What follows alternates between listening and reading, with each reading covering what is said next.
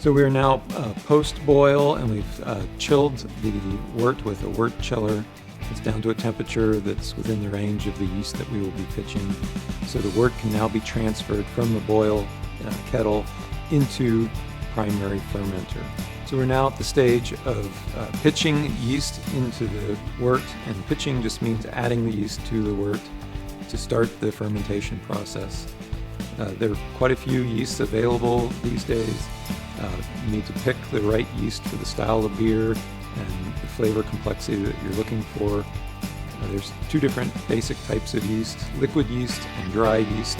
Generally speaking, liquid yeasts are most likely not appropriate for gluten-free brewers because there's often gluten in the yeast itself.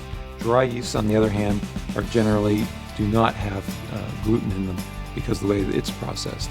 So generally speaking, dry yeasts are more appropriate for the gluten-free brewer, but always check to make sure that it is truly gluten-free. Also, always follow instructions on the yeast packet.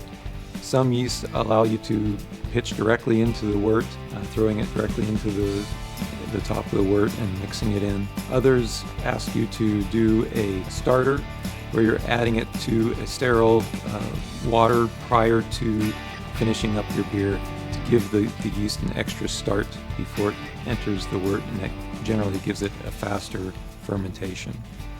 So the siphon tube and racking wand have been filled with water to create the siphon that we'll need to move the wort into the primary fermenter. The wand will go into the wort, and the siphon drops down and gets the flow going into the fermenter. So now we've filled the siphon tube and racking wand with water to create the siphon. The racking wand goes into the wort, and we then allow the water to flow until we get wort coming through the hose, and that goes into the fermentation vessel. So during the period of transferring the cooled wort into the primary fermenter, you can cause a lot of aeration of the wort by letting it splash into the fermenter. This drives oxygen into the wort and improves the chances that the yeast will get a good start. The yeast needs to have an aerobic environment initially for good yeast health, and then the system becomes anaerobic.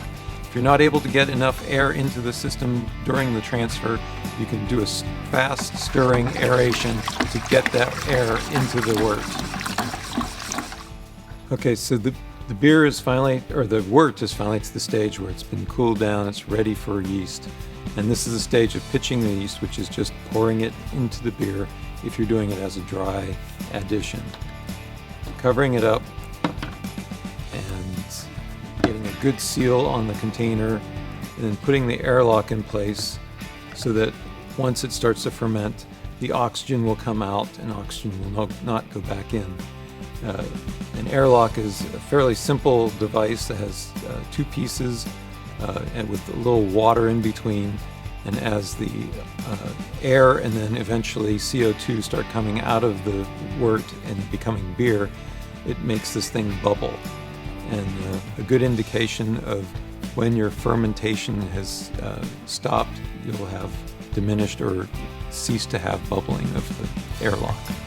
So primary fermentation has ceased. You can see we don't have any more bubbling of the bubbler, or it could be very slow at this point. This would be a time when primary fermentation can go to a secondary fermentation.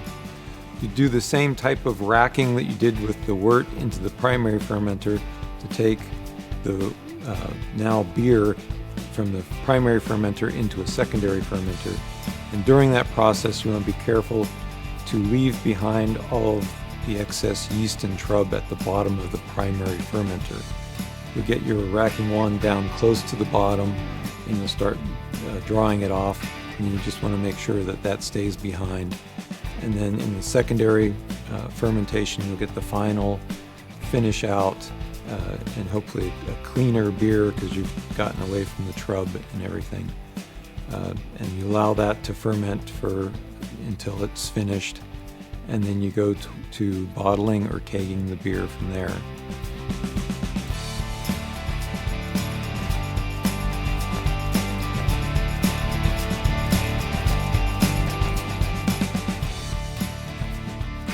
Thank you for watching our tutorial. For additional information, please go to our website, glutenfreehomebrewing.org. Cheers!